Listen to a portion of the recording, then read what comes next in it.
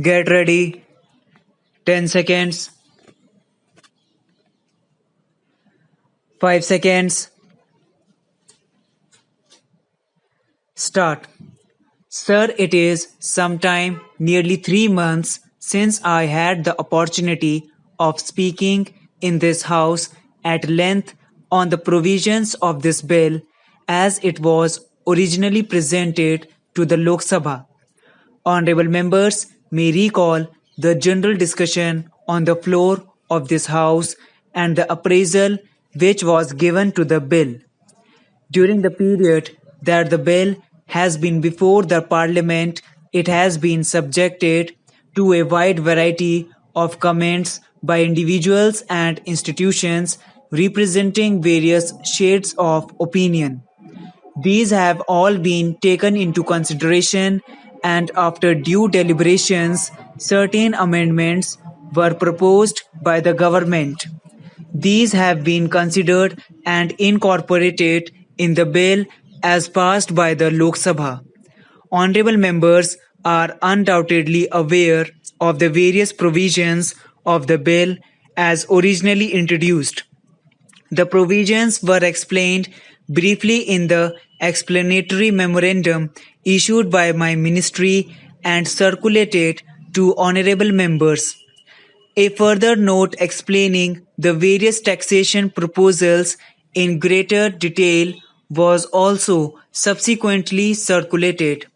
I will not therefore weary the House by going into these provisions again and shall therefore dwell chiefly on the salient features of the amendments that were incorporated in the bill during its passage in the Lok Sabha.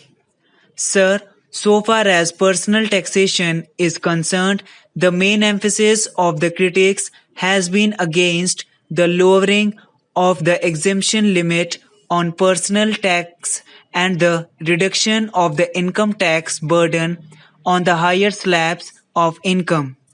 On these points, I have been at pains to explain the objectives of our taxation policy. I had mentioned in my budget speech that the main reason for reduction in the existing rates at the higher levels of income was that in practice very high rates of direct taxation at the top brackets of income tend to erode the tax base and encourage tax evasion. It is no doubt true that the maximum rate of income tax and super tax applicable to the top brackets of income is proposed to be reduced from about 92% to a little less than 77% for earned incomes and 84% for unearned incomes. But this reduction in marginal rates is not to be viewed in isolation.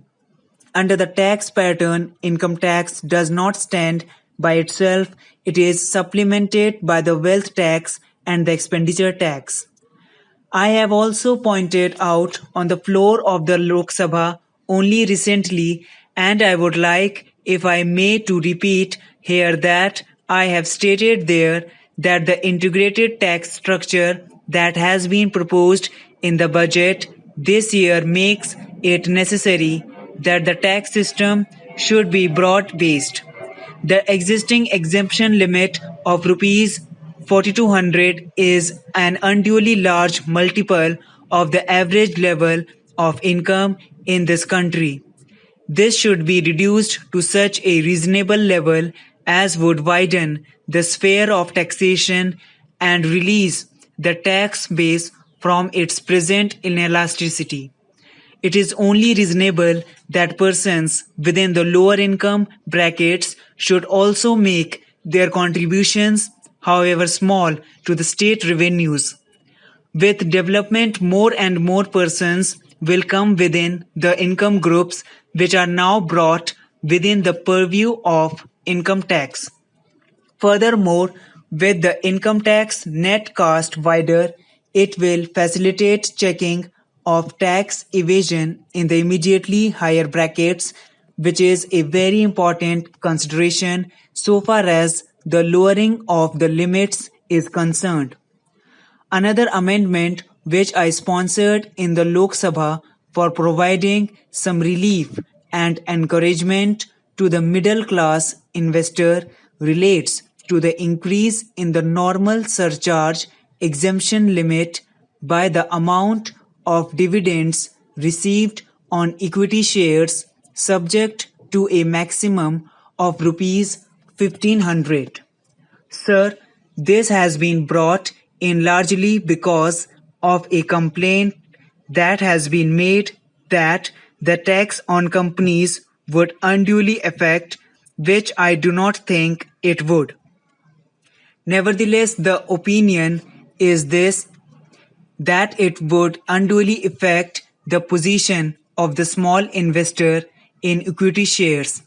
Relief is sought to be given to him this way that the cumulative effect would mean much greater relief than as if we made a refund of 0.5% to him of the company's tax collected. By another of my amendments to the bill, the additional surcharge of 15% on earned income has been separated from the other two surcharges in order to put it beyond doubt that the proceeds from the former, viz. The surcharge on unearned income, will form part of the divisible pool in which the states are to participate. This was the original intention, and it was felt that the divisible pool would not be affected. But certain queries were raised by the chief ministers of various states, and the law ministry felt that the position was somewhat nebulous, and so we thought we would make the position clear. There is another important amendment which I would like to mention.